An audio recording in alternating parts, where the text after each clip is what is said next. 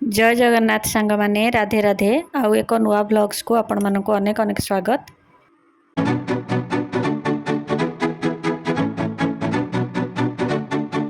बेले बेले बाहर कुआडू जाइके आसिले एते टायर्ड लगे किसी भी करने को इच्छा हुए लगे केमती किए कौन टे बनई देले खाई दिंते तो से प्रॉब्लम को दूर करने आज गोटे नुआ रेसिपी मुझे सहित शेयर करी तो प्लीज वीडियो को लास्ट पर्यंत देखते जदि आपण मानक वीडियो भल लगे तो लाइक करेंगे शेयर करेंगे चैनल नुआ थे चैनल को सब्सक्राइब करने।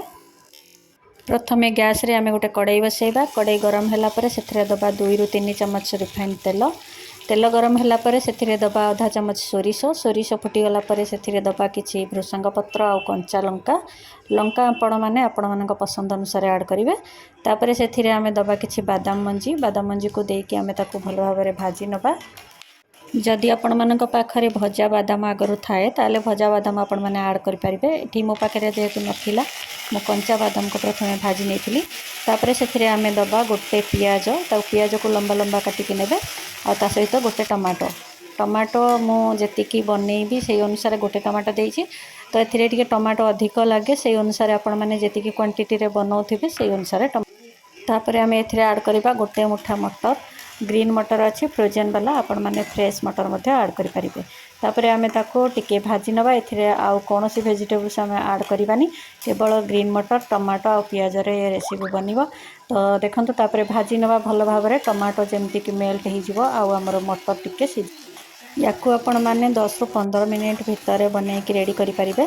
जदि बाहर को कुआडे जिबार अछि कि बाहर को जाइचंती फेरिचंती ताले करबा किछि इच्छा होने ताले आपण माने एमति बनै कि खाइ परिबे।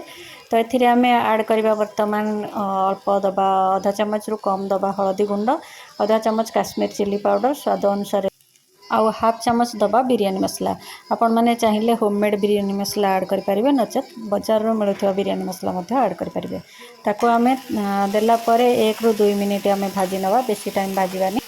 एबे हमरो 2 मिनिट भाजी हे गलानी टमाटो मध्ये भलो भाबरे फिटी सारलानी तो मटर मध्ये यार भितर सिझी जाइछि। तो एथिरे मु वर्तमान ऐड करिबी राइस जोटा कि अरुआ भात लेफ्ट ओवर थिला रातिर तो आपण माने चाहिए फ्रेश अरुआ भात मध्ये ऐड करि परिबे किंतु ये हमर फ्रिज रे जे थिला से याको मु ऐड करि। एबे आपण माने जानि पारुथे मु कोन बनाउथिली तो ये टमाटो राइस आपण माने चाहिए एमती बनै कि खाई कि देखंतु केमती लागुची मु तो भलो लागे कहिले आपण माने जानि परिबेनी। तो जदि आपण माने बनै चंती ताले बहुत भलो कथा केम आ जदि बनै नाहंती ताले एमती थरे बनै कि आपण माने ट्राई करंतु देखिबे बहुत पसंद आसीबो। आ ता सहित हमर काकुडी दही रो रायता बा सलाड टिके करिके आपण माने खाइ परिबे। तापरे लास्ट रे हम एथिरे ऐड करबा किछि धनिया पत्र। एबे हमर टमाटो राइस रेडी हो जाइछि। तो वीडियो को लास्ट पर्यंत देखिथिबारु धन्यवाद। जदि आपण मानक वीडियो भल लागि थाए ताले प्लीज लाइक शेयर करबा को भूलिबेनी। पुणी देखा एक नुआ ब्लॉग सहित से पर्यंत रहुछि। जय जगन्नाथ राधे राधे।